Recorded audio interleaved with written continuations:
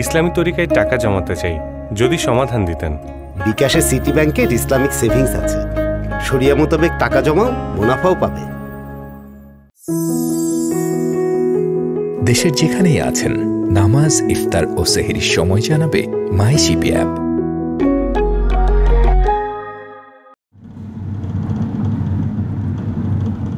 প্রিয় দর্শক, আজ আপনাদেরকে দেখাতে চেষ্টা করব রসুল সাল্লাল্লাহু আলাইহি ওয়াসাল্লামের অন্যতম এক প্রিয় সাহাবী হজরতে আবু উবাইদা আমের ইবনুল জার্রাহ রাদিয়াল্লাহু তাআলা আনহুর মাজার শরীফ। জর্ডানের আম্মান থেকে 53 কিলোমিটার দূরে সল্ট ডিস্ট্রিক্ট অন্তর্গত ফিলিস্তিনের পার্শ্ববর্তী দিরার নামক এলাকায় শুয়ে আছেন হজরতে আবু উবাইদা আমের ইবনুল জার্রাহ রাদিয়াল্লাহু তাআলা আনহু, যিনি প্যারা নবীজি সাল্লাল্লাহু আলাইহি ওয়াসাল্লাম যেই 10 জন সাহাবীকে জান্নাতের সুসংবাদ দিয়ে এসেছেন তাদের মাঝে অন্যতম। আমরা সকালে তার মাজার শরীফের উদ্দেশ্যে রওনা দিয়ে দুপুর নাগাদ পৌঁছে যাই এবং সেখানে জোহরের নামাজ আদায় করি। জোহর নামাজ আদায় শেষ করে পুরোটা মাজার কমপ্লেক্স ঘুরে দেখার সৌভাগ্য হল। হজরতে আবু উবাইদা ইবনুল জার্রাহ রাদিয়াল্লাহু তাআলা আনহুর ঊর্ধ্বতন পুরুষ রসুল পাক সাল্লাল্লাহু আলাইহি ওয়াসাল্লামের খানদানের সাথে মিলিত হয়েছে। রসুল সাল্লাল্লাহু আলাইহি ওয়াসাল্লামের ঊর্ধ্বতন পুরুষ হজরতে ফিহর বিন মালিক হচ্ছেন আবু উবাইদা ইবনুল জার্রাহ রাদিয়াল্লাহু তাআলা আনহুর বংশধারার পূর্বপুরুষ। তিনি ছিলেন দীর্ঘদেহী, প্রশস্ত ললাট বিশিষ্ট, উজ্জ্বল বর্ণ, মেদহীন সুঠাম দেহের অধিকারী। মায়াবী চেহারার কারণে প্রথম দেখাতেই প্রত্যেকেই আকৃষ্ট হতো তার প্রতি। আত্মমর্যাদা বোধ সম্পন্ন ও চারিত্রিক দৃঢ়তার কারণে সবার কাছে তিনি ছিলেন বিশেষ মর্যাদার অধিকারী। তিনি ছিলেন সেই সময়কার কুরাইশ যুবকদের মধ্যে সবচাইতে সুদর্শন। রসুল পাক সাল্লাল্লাহু আলাইহি ওয়াসাল্লামের রিসালাত প্রকাশের অল্প দিনের মধ্যেই হজরতে আবু বকর সিদ্দিক রাদিয়াল্লাহু তাআলা আনহুর ইসলাম গ্রহণের পরদিন তিনিও ইসলাম কবুল করেন। হজরতে আবু বকর সিদ্দিক রাদিয়াল্লাহু তাআলা আনহুর সঙ্গে ঘনিষ্ঠ বন্ধুত্বের কারণে প্রথমে তিনি তার হাতে ইসলাম গ্রহণ করলেন।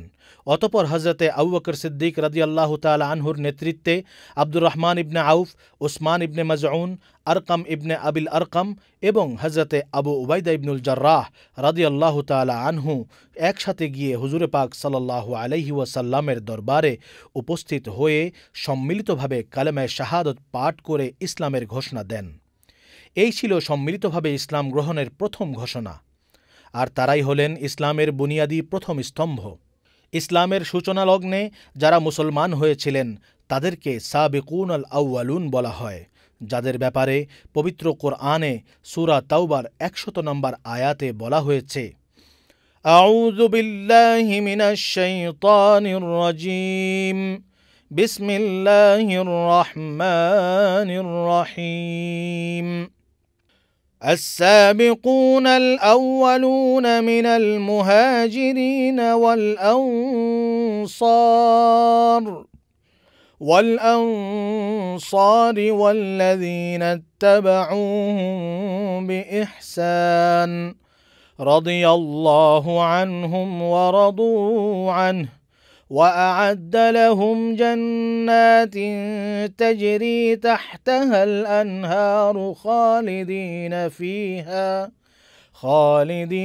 فيها أبدا ذلك الفوز العظيم صدق الله العظيم وصدق رسوله النبي الكريم।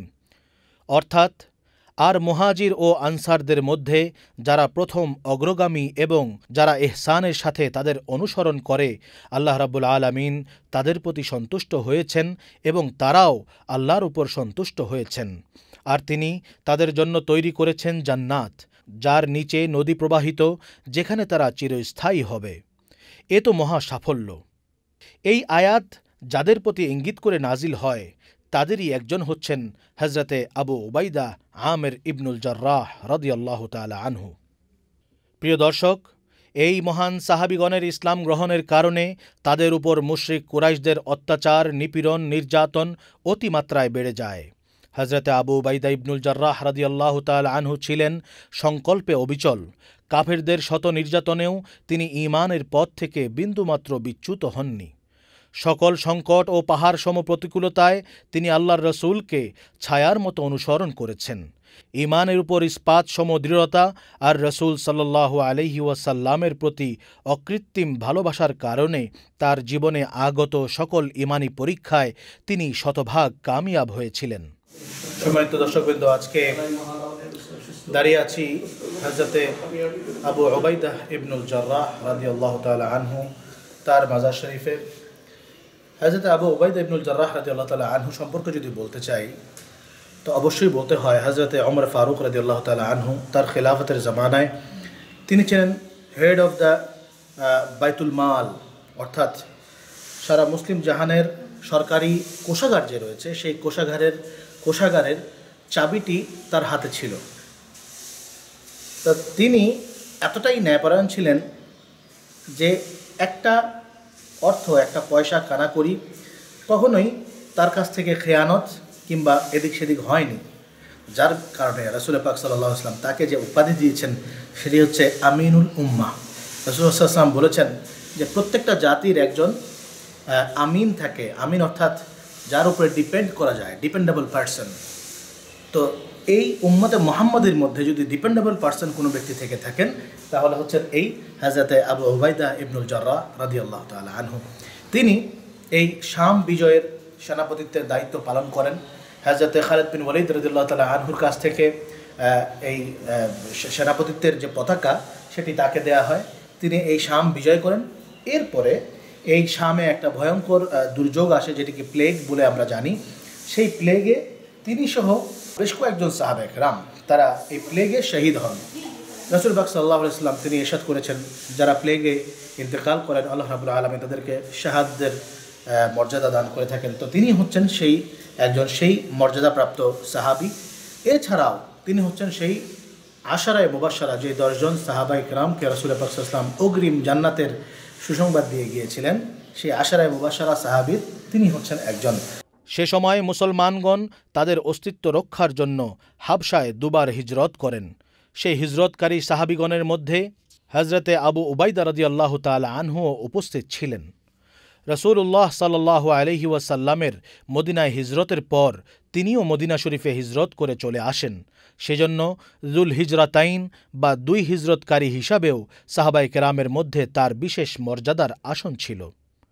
হযরতে আবু উবাইদা ইবনুল জাররাহ রাদিয়াল্লাহু তাআলা আনহু কোনো সাধারণ ব্যক্তি ছিলেন না। তিনি ছিলেন আল্লাহর রাস্তায় অকুতোভয় একজন মুজাহিদ। বদর, উহুদ, খন্দক, তাবুক, হুনাইন সহ রসুল সাল্লাল্লাহু আলাইহি ওয়াসাল্লামের সঙ্গে প্রায় সব যুদ্ধেই তিনি অসীম সাহসিকতায় লড়েছেন কাফেরদের বিরুদ্ধে। তার চৌকস রণকৌশল খোদার দুশমনদের হৃদয়ে কম্পন সৃষ্টি করত। শত্রুসেনার তীর বর্ষার আঘাতে জখম হয়েও রক্তাক্ত অবস্থায়ও বীর বিক্রমে ঝাঁপিয়ে পড়তেন শত্রুসেনাদের উপর। তবে তার ঈমানের সবচাইতে কঠিন পরীক্ষাটি হয়েছিল বদরের যুদ্ধের দিন, আর তিনি সেই পরীক্ষায় উত্তীর্ণ হয়েছিলেন শতভাগ সাফল্যের সাথে। প্রিয় দর্শক, হযরতে আবু উবাইদা ইবনুল জাররাহ রাদিয়াল্লাহু তাআলা আনহু ছিলেন তীক্ষ্ণ বুদ্ধিসম্পন্ন ও বিচারিক দক্ষতায় পরিপূর্ণ একজন ব্যক্তি। একবার সকালবেলা খ্রিস্টানদের এক প্রতিনিধি দল রাসূল পাক সাল্লাল্লাহু আলাইহি ওয়াসাল্লামের দরবারে এসে বলল, হে আবুল কাসেম, আপনার সাথীদের মধ্য থেকে একজন বিশ্বস্ত ও আপনার মনোনীত ব্যক্তিকে আমাদের সঙ্গে পাঠান, যিনি আমাদের মধ্যে সম্পদ বিষয়ক বিবাদের ফয়সালা দান করবেন, কারণ এ বিষয়ে আপনাদের ইসলামের বিধান আমাদের কাছে গ্রহণযোগ্য ও মনোপুত। তাদের কথা শুনে নবীজি সাল্লাল্লাহু আলাইহি ওয়াসাল্লাম বললেন, তোমরা সন্ধ্যায় আবার আমার কাছে আসবে, আমি তোমাদের সঙ্গে এ বিষয়ে একজন সুদক্ষ ও বিশ্বস্ত ব্যক্তিকে পাঠাব। হযরতে ওমর ইবনুল খাত্তাব রাদিয়াল্লাহু তাআলা আনহু এই ঘটনার পরিপ্রেক্ষিতে বলেন, আমি সেদিন সকাল সকালই মসজিদে নববীতে উপস্থিত ছিলাম। তখন রাসূল পাক সাল্লাল্লাহু আলাইহি ওয়াসাল্লামের এই কথা শুনে আমি খুবই আশায় ছিলাম যে নবীজি সাল্লাল্লাহু আলাইহি ওয়াসাল্লাম হয়তো আমার কথাই বলবেন, কারণ আমার মনে খুব ইচ্ছা ছিল যে আমি যেন রাসূল পাক সাল্লাল্লাহু আলাইহি ওয়াসাল্লাম কর্তৃক সেই প্রশংসিত ব্যক্তিটি হতে পারি। নামাজ শেষে রাসূল পাক সাল্লাল্লাহু আলাইহি ওয়াসাল্লাম ডানে বাঁয়ে তাকাতে লাগলেন। আর এদিক দিয়ে হজরতে ওমরে ফারুক রাদিয়াল্লাহু তাআলা আনহু বলেন, আমিও তার নজরে আসার জন্য গর্দানটি উঁচু করতে লাগলাম। কিন্তু তিনি চোখ ঘোরাতে ঘোরাতে একসময় আবু উবাইদা ইবনুল জাররাহ রাদিয়াল্লাহু তাআলা আনহুকে ডেকে নিলেন। রাসূল সাল্লাল্লাহু আলাইহি ওয়াসাল্লাম তাকে বললেন, তুমি তাদের সাথে যাও এবং সত্য ও ন্যায়ের ভিত্তিতে তাদের বিষয়টি মীমাংসা করে দাও। হজরতে ওমর ফারুক রাদিয়াল্লাহু তাআলা আনহু বলেন, আমি তখন মনে মনে বললাম, আবু উবাইদা এই মর্যাদা আমার কাছ থেকে ছিনিয়ে নিয়ে গেল। এভাবেই হজরতে আবু উবাইদা ইবনুল জাররাহ রাদিয়াল্লাহু তাআলা আনহু নবীজি সাল্লাল্লাহু আলাইহি ওয়াসাল্লামের ওফাত মুবারকের পর ইসলামের খলিফা নির্বাচনেও অত্যন্ত জোরালো ও গুরুত্বপূর্ণ ভূমিকা রাখেন। তিনি হজরতে আবু বকর সিদ্দিক রাদিয়াল্লাহু তাআলা আনহু ও হজরতে ওমর ফারুক রাদিয়াল্লাহু তাআলা আনহুর অত্যন্ত আস্থাভাজন ও প্রিয় ব্যক্তি ছিলেন। হজরতে আবু উবাইদা রাদিয়াল্লাহু তাআলা আনহু উভয়ের খিলাফতকালে বিশেষ পরামর্শকের ভূমিকা পালন করেন। প্রিয় দর্শক, 633 খ্রিস্টাব্দে মুসলিম সেনাদলকে 3 ভাগে ভাগ করে একটি সুপরিকল্পিত অভিযানের প্রস্তুতি হজরতে আবু বকর সিদ্দিক রাদিয়াল্লাহু তাআলা আনহু গ্রহণ করেন। 3000 সেনার 3টি বাহিনীকে ঢেলে সাজানো হয়। একটি বাহিনী হজরতে আমর ইবনুল আস রাদিয়াল্লাহু তাআলা আনহুর নেতৃত্বে প্যালেস্টাইনের দিকে অগ্রসর হতে থাকে। দ্বিতীয় ও তৃতীয় দল দুটি যথাক্রমে ইয়াজিদ ইবনে আবু সুফিয়ান ও সুরাহবিল ইবনে হাসান রাদিয়াল্লাহু তাআলা আনহুমার নেতৃত্বে তাবুকের দিকে প্রেরণ করা হয়। পরবর্তী সময়ে হজরতে আবু উবাইদা ইবনুল জাররাহ রাদিয়াল্লাহু তাআলা আনহু আরেকটি বাহিনী নিয়ে সিরিয়ার দিকে অগ্রসর হন। মুসলিম বাহিনীর এই সকল অভিযানের বিজয়ের সংবাদ শুনে রোম সম্রাট হিরাক্লিয়াস মুসলিম আধিপত্যকে সমূলে বিনাশের লক্ষ্যে 2,40,000 সেনাবাহিনীর এক বিশাল বাহিনী প্রস্তুত করে। তাদের মোকাবিলার জন্য ইয়াজিদ, সুরাহবিল ও আবু উবাইদা ইবনুল জাররাহ রাদিয়াল্লাহু তাআলা আনহুর নেতৃত্বাধীন 3 বাহিনীকেই একত্র করা হয়। আর খলিফার নির্দেশে হজরতে খালিদ বিন ওয়ালিদ রাদিয়াল্লাহু তাআলা আনহু তার নিজের বাহিনী নিয়ে বসরা থেকে এসে তাদের সাথে মিলিত হন। এদিক দিয়ে 634 খ্রিস্টাব্দের 30 জুলাই জর্ডানের আজনাদাইন প্রান্তরে 2 বাহিনীর মধ্যে প্রচণ্ড যুদ্ধ বেঁধে যায়। সম্মিলিত মুসলিম বাহিনীর সেনা সংখ্যা ছিল মাত্র 40,000। মুসলিম বাহিনী রোমান বাহিনীকে সম্পূর্ণভাবে পরাজিত করে এবং পুরো প্যালেস্টাইনে মুসলিম আধিপত্য প্রতিষ্ঠিত হয়। ইতিহাসখ্যাত এই যুদ্ধে হজরতে আবু উবাইদা ইবনুল জাররাহ রাদিয়াল্লাহু তাআলা আনহু অসীম সাহসিকতা ও রণনৈপুণ্যের পরিচয় দেন। তিনি এই যুদ্ধে সম্মিলিত মুসলিম বাহিনীর নেতৃত্ব দিয়েছিলেন। 638 খ্রিস্টাব্দে দ্বিতীয় খলিফা হজরতে ওমর ফারুক রাদিয়াল্লাহু তাআলা আনহু হজরতে খালিদ ইবনে ওয়ালিদ রাদিয়াল্লাহু তাআলা আনহুকে সিরিয়ার শাসনকর্তার পদ থেকে পরিবর্তন করে তার স্থলে হজরতে আবু উবাইদা ইবনুল জাররাহ রাদিয়াল্লাহু তাআলা আনহুকে নিযুক্ত করেন। হজরতে আবু উবাইদা ইবনুল জাররাহ রাদিয়াল্লাহু তাআলা আনহুর সময়ে হঠাৎ সিরিয়ার অঞ্চলে দুর্ভিক্ষ ও মহামারী শুরু হয়ে চরম আকার ধারণ করে। প্লেগে ব্যাপক জীবনহানির খবর হজরতে ওমর ফারুক রাদিয়াল্লাহু তাআলা আনহুর কাছে যায়। হজরতে ওমর ফারুক রাদিয়াল্লাহু তাআলা আনহু হজরতে আবু উবাইদা ইবনুল জাররাহ রাদিয়াল্লাহু তাআলা আনহুর জীবন নিয়ে শঙ্কিত হয়ে পড়েন। তিনি কেন্দ্রীয় খেলাফতের জন্য তার প্রয়োজনীয়তা অনুভব করে তাকে মদিনায় ডেকে পাঠান। খলিফা হজরতে আবু উবাইদা ইবনুল জাররাহ রাদিয়াল্লাহু তাআলা আনহুকে পত্র লেখেন, আপনাকে আমার খুবই প্রয়োজন, অত্যন্ত জরুরি ভিত্তিতে আপনাকে আমি তলব করছি। আমার এই পত্রখানা যদি রাতের বেলায় আপনার হাতে পৌঁছায় তাহলে সকাল হওয়ার আগেই আপনি মদিনার উদ্দেশ্যে রওনা দেবেন, আর যদি দিনের বেলা পৌঁছায় তাহলে সন্ধ্যা হওয়ার আগেই আপনি রওনা দেবেন।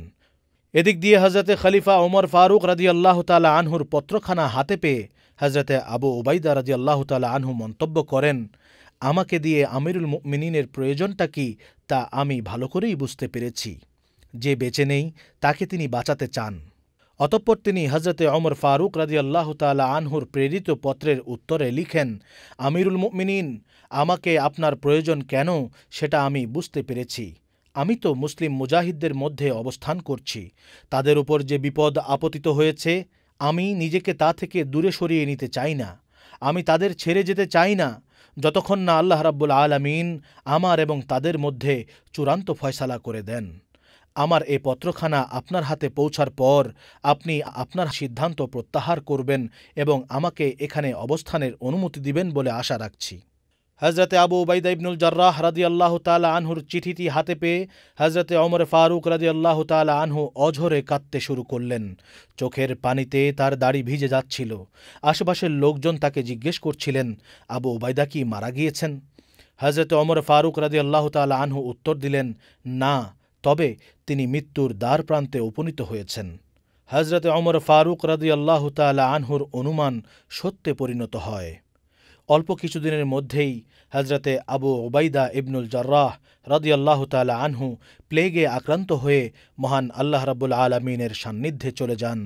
ইন্না লিল্লাহি ওয়া ইন্না ইলাইহি রাজিউন। দর্শক, হজরতে আবু উবাইদা ইবনুল জার্রাহ রাদিয়াল্লাহু তাআলা আনহু হলেন মুসলমানদের জন্য একজন আইডল।